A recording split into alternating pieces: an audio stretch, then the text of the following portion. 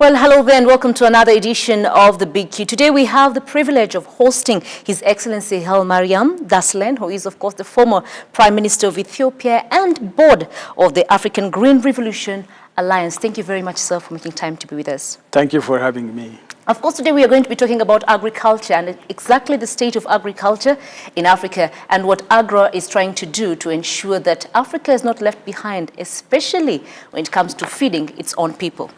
Now, currently, African food markets are not working for all its people, and of course, it is widely considered to be broken, despite significant economic growth in Africa and progress in recent decades. We still have people that say about 20% of Africans, or 277 million people, still face severe food insecurity. What are we not doing right, and how fast can we try to ensure that as much as we say we have a food basket that is rich, our people are eating and eating well? First of all, let me begin by thanking the government and people of Rwanda for hosting the 10th edition of the African Green Revolution Forum, which is, we call it AGRF at this moment, from September 8 to 11. And this is one of the reasons why this forum has been conducted for the last 10 years to resolve the main binding constraint why African agriculture is not transforming. You know, we need to have African agriculture to be transformed. What we mean by that is the main question. You know, we have 70% of our agriculture is done by our smallholder farmers. If we do not transform, and when we say transforming smallholder farmer agriculture, it all means we have to commercialize agriculture. Yes. Because this time, there are two problems. The first one is our production in smallholder farmers is subsistence. If there is no marketable surplus, you know that market needs a volume of transaction. And if everybody consumes by itself, and if there is no exchange, you cannot imagine that there will be a robust market in the system. So there is a market failure. So that's why we are not always trading with each other in a way that other regions, non-African regions, has passed through. So the first thing is we need to transform our smallholder farmer agriculture, which all means we have to make the productivity increment where they should have a surplus to market and trade. That's the main problem. And the second one is our private sector engagement in agricultural production is still at a nascent stage. So both of them, which are engaged in agricultural production, and the system should function. You know, the whole value chain in agriculture has to be transformed. Whenever there are some surplus produce in some areas, even though it's not the main thing that explains African agriculture, but you find market failure and there is no market linkage. So we need to address the whole food system as one unit. If you leave only focusing on, as we used to do, on only increasing productivity, it doesn't work. So we need to have organized farmers that can trade with each other and with outside. For this, I think the African continent has come up thanks to the chairmanship of President Paul Kagame, your leader, who has been chair during the African Free Trade, Continental Free Trade Area Agreement being signed. That's one of the areas where we can trade with each other in a way that solves the problem of barriers, both trade and non-trade barriers that impede the flow of transaction in agricultural markets. So I think we have to work on all the value chains and the food system. That's why the AGRF of this year is going to resolve some of the problems, because we work for sharing experiences and bringing about new ideas and knowledge, and also again, connecting, private sector with the smallholder farmers and private sector with each other, and the public-private partnership programs. So I think these all are important. So the main problem is, therefore, there are policy constraints in many African countries. So we have to address this lack of capacity in developing a working policy in agricultural sector. The second issue is capability of experts and technical people. Asia has moved very fast in transforming its agriculture. We cannot mention the Western countries because they are far beyond our reach at this moment. But if you take some 50 years, 60 years ago, most of the Asian countries are even poorer than Africans. So what happened to us? We have to learn. There are best practices that we can learn. That's why AGRA has been established, and that's why AGRF has been a platform that can help bring all the stakeholders together. So the main problem is there is coordination problem, there is policy problem, there is capacity problem, there is systemic problem, and we have to unlock those binding constraints in the system. Our input system is very poor. It's very poor, yes. And our market system is very poor. Our extension system is not also working. So what can we do on all these systems that can address the problem? So I think, a systemic approach is very essential, and AGRA and AGRF are working to resolve these systemic problems. Absolutely, Your Excellency, and it is important that you've noted the policy and coordination, which has always been a problem, of course. But we also say that there's this need for significant transformation in our food systems to achieve the goals that, of course, have been laid in the Malabo declarations for the SDGs by at least 2030. In particular, we need a change to our food systems in African farmers and consumers so that both, like you've just mentioned, should benefit. But then how do we include the youth? Because the youth are part and parcel and the growth for better Africa for tomorrow. Yet we're still seeing our youth not being easily attracted to get into agriculture. How can we change this? I think there is no other choice. If you take the demographic structure of Africa, my own country, Ethiopia, and your own country, Rwanda, 75% of our population is below the age of 35. Yes. So it all means Rwanda is a young country, and Ethiopia is a young country, and is a country for the youth. How can you transform without using your 75% of the population? So I think it's a mandatory to do that. But the thing is, as I said, if we continue on with our subsistence agriculture, even don't imagine that our young people will engage in subsistence agriculture. No, not at all. So we have to modernize our agricultural system. And it is possible because, this is an age of digitalization. It is. And our young people are very versatile and very friendly to digital economy. And we have to have a precision agriculture rather than subsistence agriculture. Yes. Then our young people can engage. There are best practices. I have visited some young people in Rwanda who is doing some of this precision agriculture. The same in Ethiopia.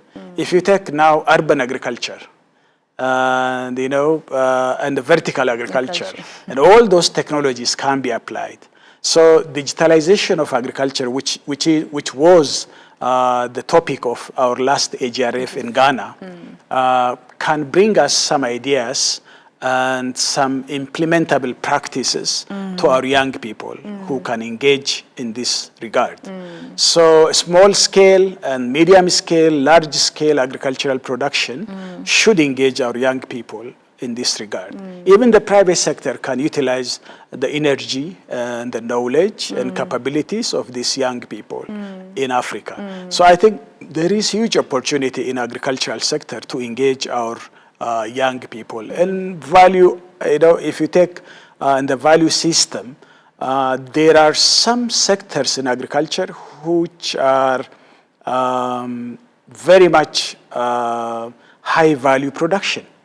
if you take the livestock sector, the poultry, yes. and beef production, and small ruminants, all kinds of agriculture. I think if you see Europe and the Middle East, they are importing these products from Brazil and Argentina, which is far away from Africa. So why not African young people organize themselves? But the thing is, we have to facilitate. Governments should have clear policy how to support this modern agriculture that young people can engage in. I think skill training is very essential, even though they have basic knowledge. And again, support in terms of finances is very essential. And we have to engage private sector in some kind of, joint ventures with the young people. Because they have idea, they don't have money. They don't have the money. So they are enterprising and entrepreneurs, and they have to be engaged. So I think we should have a policy stance, and financial institutions has to focus on the young people. They should have financial products, and there should be innovative financial mechanisms that help young people to engage in. So if we can address this financing impediments and constraints, I think young people can get into this kind of, it's not because they dislike, it's because the way we produce doesn't match to their liking at this moment. That's very true, because I think that's what my presidents say. We cannot, grow the food, then take it to other continents. They go remove the best and bring it back to us so that we can eat the food. I think it's quite unfair. It is not. Yeah, and you bring me to the next question, of course, which is agro-innovation. How can we solve old problems with new ideas? Of course, this brings in the issues of policies. This brings in the issue of, governments trying to make it easier so that even the SMEs can be able to get the funding that is very important. How can we push for this? I think mostly we think SMEs as a backward kind of organizations. That's not true. SMEs is only the size of the company or organization, but it is not the modernization and the status of that company. So SMEs can be modern companies that can address the main, constraints. If you want to grow, you have to address the problem, the real existing problem. And SMEs can engage because they are suitable for this. I think young people comes into play in this regard as well. So modernizing our agricultural system and the whole value chain. When I say agricultural systems, it doesn't mean only producing food. It includes also the logistics, and the trading, the marketing, the infrastructure, all of them. So you can have a digital platforms that help, to do these processes.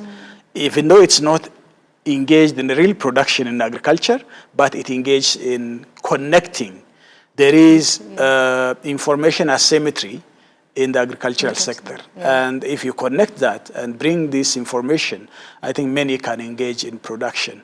So I think the new way is addressing the market failures through technology, through innovation and know-how, and also through engaging the young people. Absolutely. Now, besides the young people, we have another group of people, Your Excellency, that are mostly either left behind or are actually supported enough, and these are women. Yeah. The women play a critical role in feeding our countries, our cities, but these are the women who either have not gone to school, who do not know what technology and the benefits that come with it. How can we change this to ensure that as we grow together, to ensure that we're feeding Africa, the women who wake up very early in the morning to go and ensure that they're on ground, that we have the food, that they are together in the growth of Africa?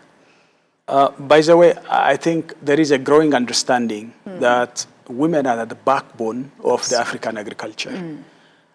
Without engaging this section of society, there is no way that we can transform African agriculture, and not only agriculture, but the whole African economy.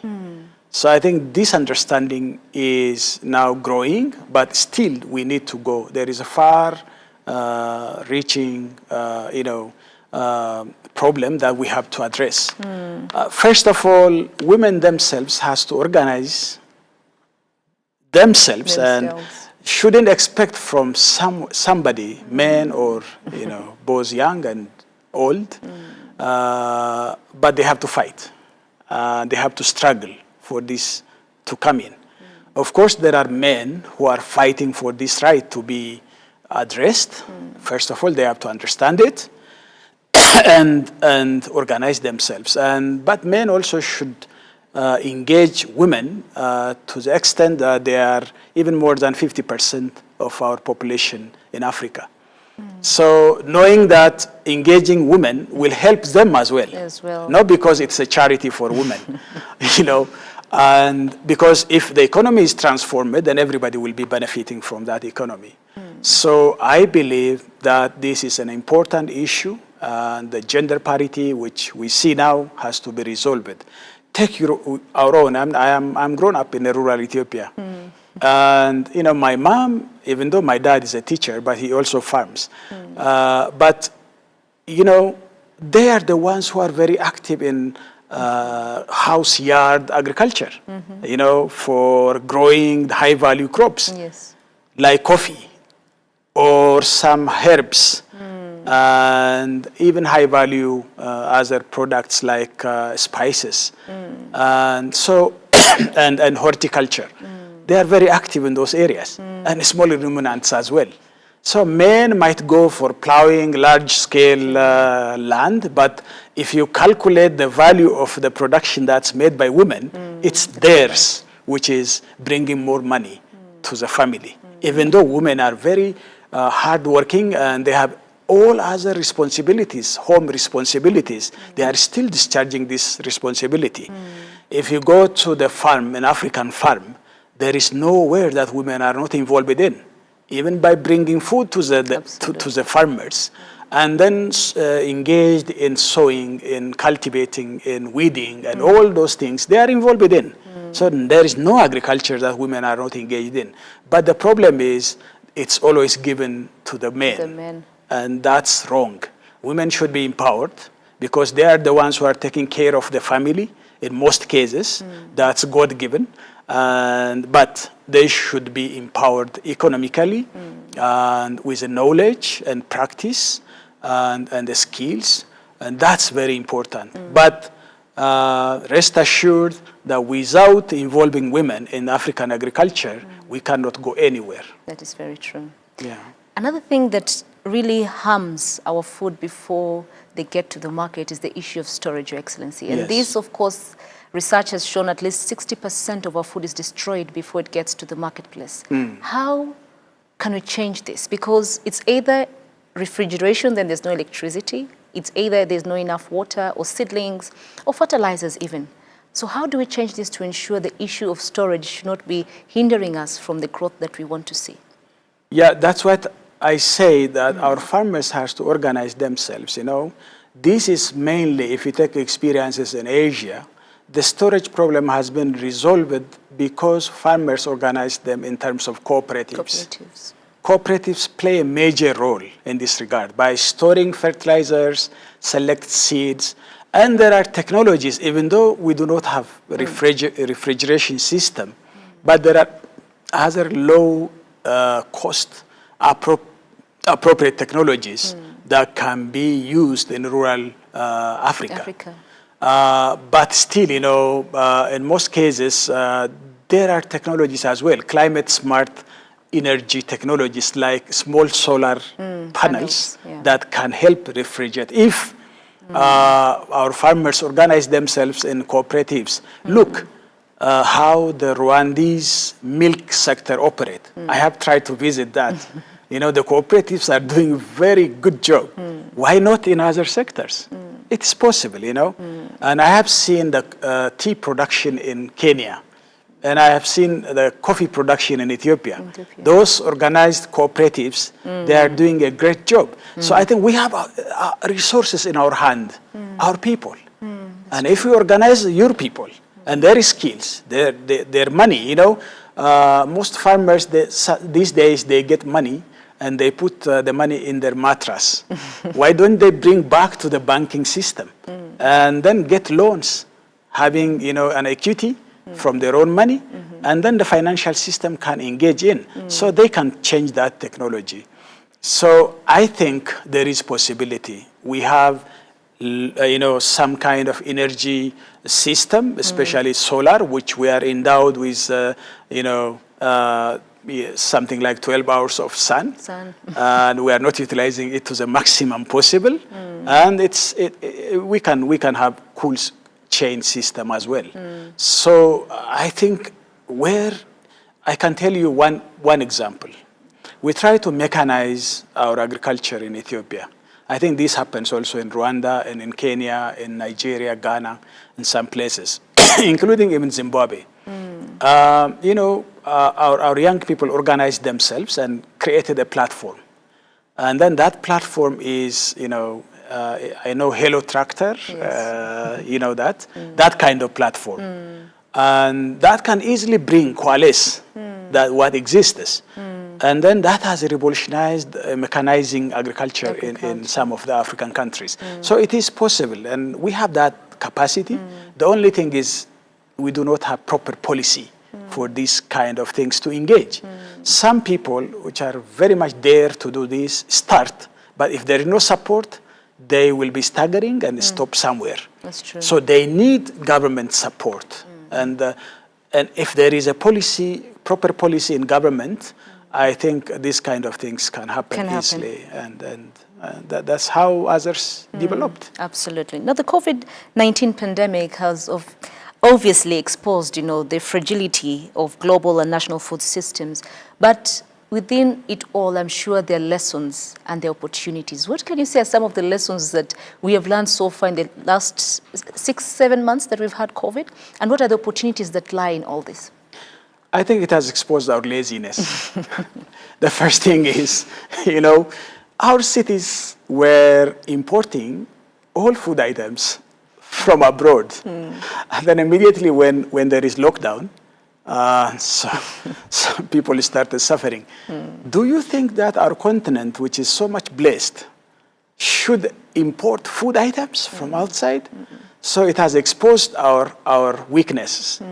In our cities themselves should have some urban agriculture that can help them. There are modern ways how to grow vegetables and high-value crops in the cities as well.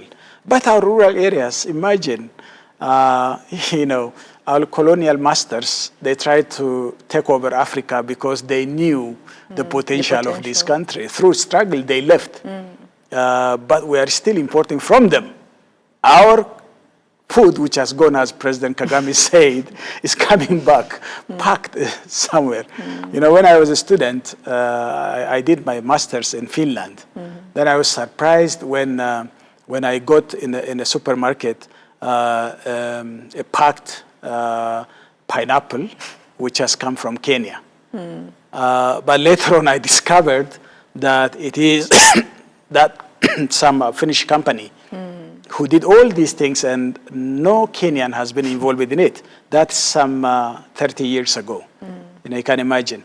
So the whole thing is we have that potential, and we have to wake up at this time and use our resources, use our young people, use our women, use our progressive governments like in Rwanda and in Ethiopia, in Ghana, in Kenya, and elsewhere in Africa, and then make this happen. So it is our problem. It exposed our problems. And now I think we have to wake up and see that there are a number of emergencies, not only COVID-19. We have a climate change problem. We have locusts coming now because of the climate change and other calamities. We have a number of emergencies, floodings and droughts and all those things associated with climate change. And we have security problems everywhere, conflict in Africa. And so all this has to be resolved, and we need leadership. I think the main reason why we are going back is we do not have aggressive leadership, except in few countries at this moment. It's only, we have decided for ourselves, the African Agricultural Transformation Program through the CADIP, Comprehensive African Agricultural Development Program, that has put in place that governments has to invest at least 10% of annual budget into agriculture. But only few countries has done that. So while doing this, how can we expect emergencies cannot engulf us? No, we can't. So I think we have to invest in agriculture. There is no region, no country who hasn't changed the structure of their agriculture, has moved into modern economy. So you can't expect this to happen. Look, Japan, everybody knows Japan in modern economy and modern electronic systems development. But Japan was very active in agriculture earlier on, before emerging into a global, powerhouse in this area. Take China, take Korea, take Taiwan, take even now recently Vietnam.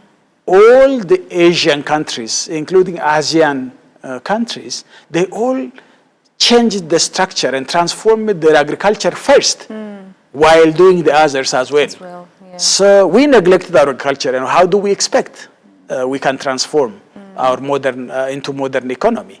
So we need a service economy, we need an industrial economy, manufacturing sector, but we have to start with what we have. And that is agriculture. We have the land, we have the people, we have the climate, very good agroecology, and we have to transform our agriculture. Then, when emergencies like COVID come, we can be resilient. So we have to work on our resilience at this moment. Absolutely. So to me, I think we are lost because we do not have proper policy.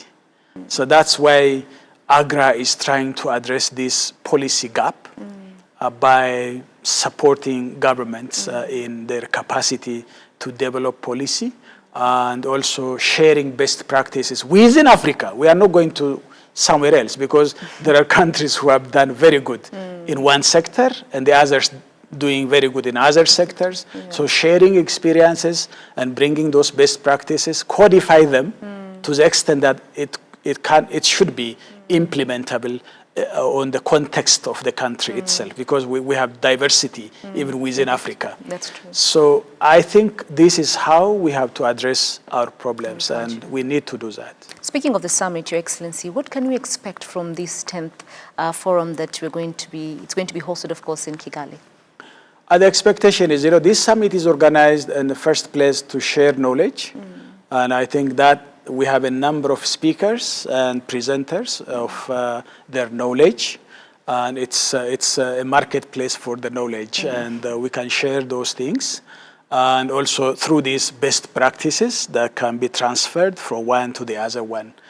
And we want to engage the private sector. We'll be having a deal room where the private sector should be the engine of growth, in addition to our smallholder farmers. Even our smallholders farmer production cannot be complete without the private sector engaged in. So I think the private sector should come up as, especially the African domestic private sector. And of course, global private sector also should be engaged, because this globalization, we cannot stop because of the pandemic. And so I think that lesson also can be learned by engaging. So we have a number of partners engaged in agriculture. So that partnership, AGRF has 23, very much committed, working from their heart to solve the problem of African agricultural transformation. They come together and work together. And there are a number of government agencies and government officials coming into this. Ministers, head of state and government are engaged in. And President Kagame is going to chair a summit of heads of state and government that can help in the policy-making issue and sharing experiences. And I think at the nutshell, we can say that this is a premier forum, which you do not find in Africa. It's the largest agricultural gathering in the world, not in Africa. So now 5,000 people has registered until now, and we are expecting 10,000 people to register within the coming 3-4 days, because it's going very fast.